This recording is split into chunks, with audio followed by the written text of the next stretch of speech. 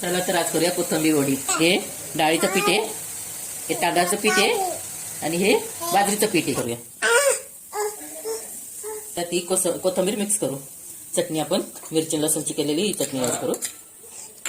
लाल मसाला 1 चमचा टाकला आणि सफेद तीळ 2 चमचे घेते आणि मीठ. आता आपण सर्व चांगलं मिक्स करूया. थोडं पाणी ऍड करू त्यात. अशा प्रकारे भिजवून घ्यायचं. अशा प्रकारे मी गोळे करून घेतलेले आहे. आता आपण याला तिळाने कव्हर करूया. थोडीशी चाळाला तेल लावून वाफेवर ठेवलेली आहे. अशा प्रकारे सर्व आपण करून घेतले. आता याला कव्हर करू आणि 15 मिनिटं आपण शिजून देऊ. 15 मिनिटं झाली आपली वडी. हे आता मस्त निघाली. अशाचे छोटे छोटे पीस करूया. आपलं तेल गरम झालंय. आता आपण एक वडी अशी सोडूया. आपण काढून घेऊ.